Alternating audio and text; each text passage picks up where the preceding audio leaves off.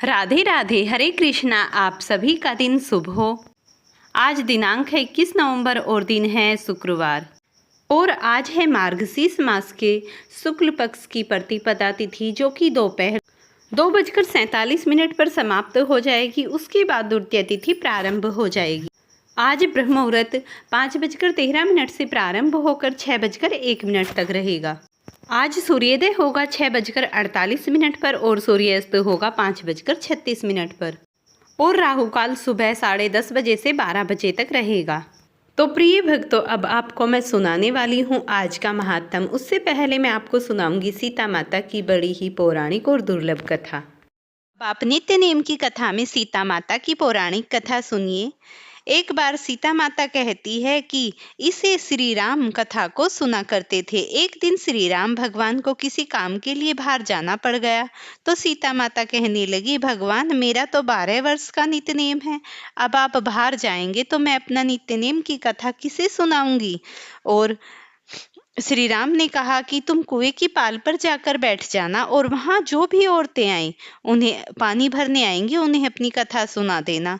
सीता माता कुएं की पाल पर जाकर बैठ जाती है। एक स्त्री आई, उसने रेशम की जरी की साड़ी पहन रखी थी और सोने का घड़ा ले रखा था। सीता माता उसे देख कहती है कि बहन मेरी 12 वर्ष की नित्यनेम की कथा सुन लो। पर वह स्त्री बोली, मैं तुम्हारा नित्यनेम सुनूंगी तो मुझे घर जाने में देर हो जाएगी और मेरी सास मुझसे लड़ेगी। उसकी कहानी नहीं सुनी और वह चली गई।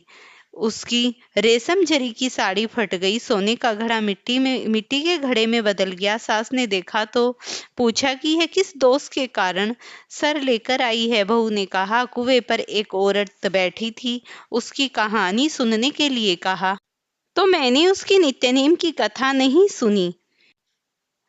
उसकी कथा ना सुनने से मेरी रेशम की साड़ी फट गई और सोने का घड़ा मिट्टी के घड़े में बदल गया। सास ने देखा, पूछा कि ये किस दोष के कारण हुआ और क्या लेकर आई, तो बहू ने ये सारा वृतांत बताया। बहू की बात सुनकर अगले दिन वही साड़ी और घड़ा लेकर सास कुएं की पाल पर गई। सास को वहीं माता सीता बैठी मिली तो सीता माता ने कहा कि बहन मेरी कहानी सुन लीजिए। सास बोली, एक बार छोड़, मैं तो 4 बार कहानी सुन लूंगी। इस तरीके से सीता माता कहने लगी, राम आए लखन आए, आए देश के पुजारी, नित नेम नेम ले आओ बैठो राम बैठो, तपी रसोई जियो राम, माखन मिश्री खाओ राम, दूध बतासे पियो राम, सूत के पल को बैठो राम, साल दुसाला पाठो राम, साल दुसाला ओढ़ो राम, जब बोलूं तब राम ही राम, राम सवारे सबके काम, खाली घर भंडार भरेंगे, सबका बेड़ा पार करेंगे, जय श्री राम जय श्री राम, राम राम जय जय राम। सास बोली कि बहन कहानी तो बहुत अच्छी लगी। कहानी सुनकर सास घर गई और उसकी साड़ी फिर से रेशम की जरी की बन गई, मिट्टी का घड़ा फिर सोने के घड़े में बदल गया।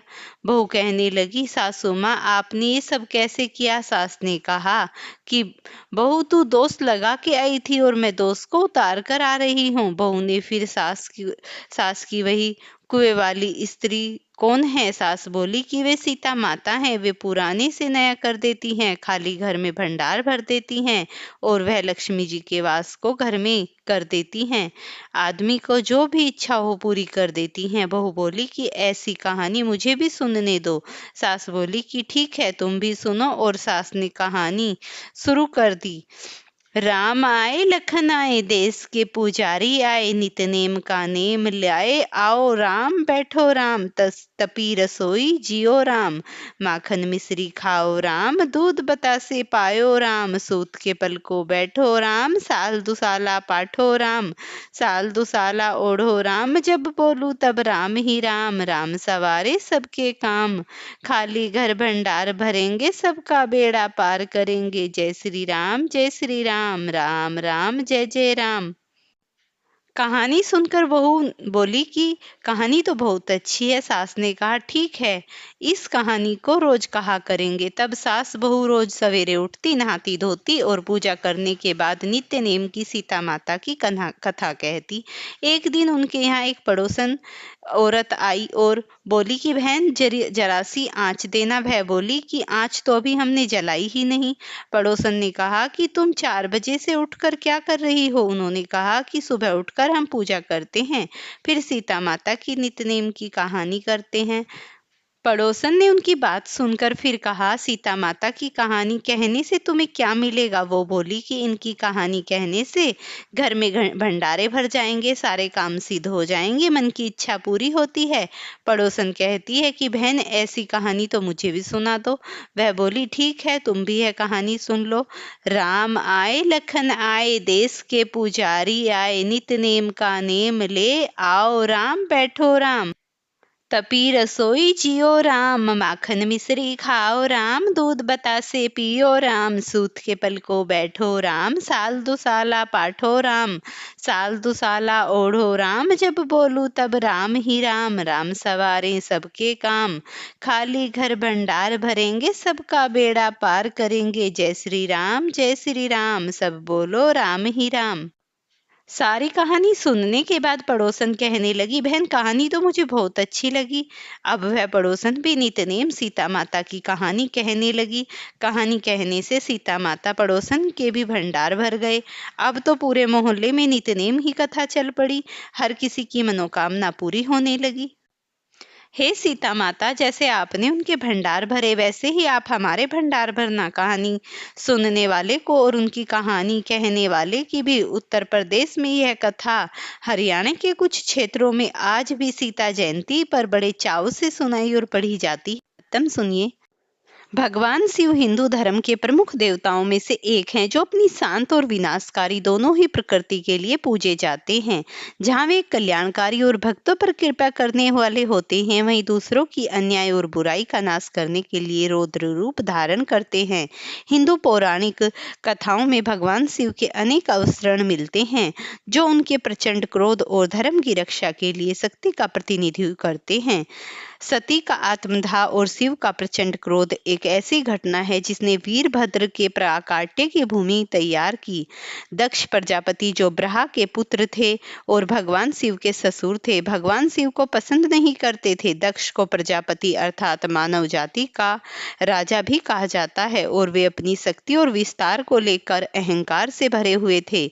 अपनी अहंकार के चलते दक्ष ने एक भव्य यज्ञ का आयोजन किया। उसमें उन्होंने सभी देवताओं और ऋषियों को आमंत्रित किया, लेकिन जानबूझकर भगवान शिव और अपनी पुत्री सती को निमंत्रण नहीं भेजा। दक्ष का मानना था कि शिव का अपमान करना ही उसका सबसे गहरा द्वेष था। उसने अपने पिता के प्रति स्नेह और यज्ञ देखने की स्वाभाविक इच्छा की।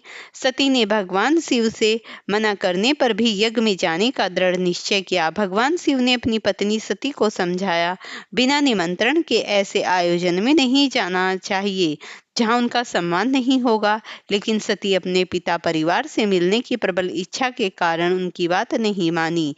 जब सती यज्ञ स्थल पर पहुंची तो उन्होंने देखा कि उनके पिता दक्ष ने केवल भगवान शिव का घोर अपमान किया, बल्कि स्वयं सती का भी तिरस्कार किया।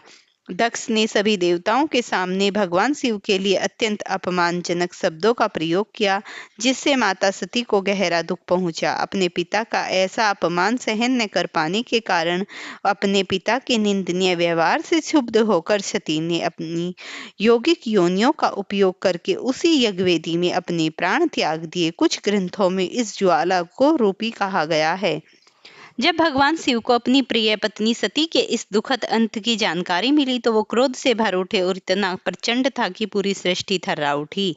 भगवान शिव ने क्रोध में तांडव नृत्य किया, जो ब्रह्मांडीय विनाश का प्रतीक हुआ। इस घटना से स्पष्ट होता है कि पति पत्नी के बीच सम्मान और प्रेम का महत्व भगवान शिव अपमान करने के परिणाम कितने गंभीर हो सकते हैं। सती की चरम प्रतिक्रिया उनकी गहरी भक्ति और दक्ष के अपराध की गंभीरता को दर्शाती है।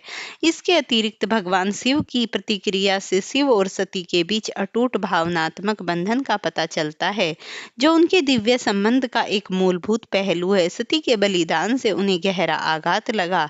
अपने अत्यधिक क्रोध को भगवान शिव ने अपनी घनी जटा का एक हिस्सा खींचकर उसे क्रोधपूर्वक पर्वत पर पृथ्वी पर पटक दिया। महादेव ने अपनी जटा को बिजली की तरह चमकते हुए उखाड़कर पृथ्वी पर दे मारा। उसी क्षण उस जटा से एक महाभयंकर और शक्तिशाली योद्धा प्रकट हुआ, जिसका नाम वीरभद्र था। वीरभद्र को भगवान शिव का रौद्र रूप और उनकी गहरी पीड़ा का प्रतीक माना जाता है। वीरभद्र का स्वरूप अत्यंत भयानक था, जिसमें 1000 भुजाएं, 1000 आंखें और 1000 पैर थे। कुछ वर्णों में उन्हें 1000 सिर, 1000 आंखें और 1000 पैर वाला बताया गया है, जो 1000 गदाएं धारण करता है, बाघ खाल पहनता है। उसके पास भाला, तलवार, तीर, चक्र, शंख, त्रिशूल, धनुष, पास, अंकुश आदि घातक हथियार हैं। और भद्रकाली देवी के क्रोध से उत्पन्न हुई वीरभद्रा की पत्नी के रूप में भी वर्णित किया गया है। वीरभद्र का जन्म भगवान शिव की इच्छा शक्ति और उनके धमी क्रोध का प्रत्यक्ष परिणाम है, जो यह दर्शाता है कि भगवान विशिष्ट उद्देश्यों की पूर्ति के लिए विभिन्न रूपों को प्रकट कर सकते हैं। भद्रकाली का वीरभद्र के साथ जुड़ाव शिव और शक्ति के एक मार्ग कार्य की पुष्टि के लिए हुआ था। भगवान शिव ने अपनी शक्तिशाली अवतार वीरभद्र को दक्ष के यज्ञ की पूरी तरह नष्ट करने की आज्ञा दी और देवता ऋषियों को दंडित करने का क्रोध आदेश दिया। महादेव ने वीरभद्र से स्पष्ट रूप से कहा कि वो तुरंत जाएं और दक्ष यज्ञ का विध्वंस कर दें। अपने स्वामी की आज्ञा का पालन करते हुए वीरभद्र तुरंत अपने असंख्य गणों के साथ यज्ञ स्थल पर पहुंचे और भारी विनाश और तबाही मचा दी। वीरभद्र के साथ प्रलय की अग्नि के समान तेजस्वी करोड़ों वीरगण और नव दुर्गनाएं भी थी। उन्होंने यज्ञ मंडप को तोड़ डाला, पवित्र वादिनियों को नष्ट कर दिया और यज्ञ में उपस्थित कई देवताओं और ऋषियों को बुरी तरह घायल किया। वीरभद्र ने स्वयं अहंकारी दक्ष का पीछा किया और अंततः उसका सर धड़ से अलग कर दिया। वीरभद्र ने दक्ष को उनकी छाती पर अपना घुटना रखकर एक तीक्ष्ण और भयानक तलवार से उनका सर काट डाला। हालांकि कुछ पौराणिक कथाओं के अनुसार बाद में ब्रह्मा और भगवान विष्णु के अनुरोध पर भगवान शिव ने अपनी करुणा दिखाते हुए दक्ष को एक बकरे का सर लगाकर पुनर्जीवित कर दिया, ताकि वह अपना अधूरा यज्ञ पूरा कर सके। भगवान शिव ने ऋषि मुनियों और अन्य देवताओं की प्रार्थना सुनने के बाद दक्ष को फिर से बकरे के सर जोड़ा और फिर जीवन दान देकर वीरभद्र द्वारा विनाश अहंकार का अभिमान पर दिव्य न्याय की विजय का प्रतीक दक्ष ने भगवान शिव और सती का जो अपमान किया, उनके गंभीर परिणाम जो यह दर्शाते हैं कि दिव्य शक्तियों को उकसाने पर उनका क्रोध कितना भयानक हो सकता है। ब्रह्मा, विष्णु और दक्ष पुनर्जीवित करके हस्तक्षेप हिंदू त्रिमूर्ति का परस्पर संबंध तथा विनाश के बाद ब्रह्मांडीय संतुलन बनाए रखने का महत्व दर्शाता है।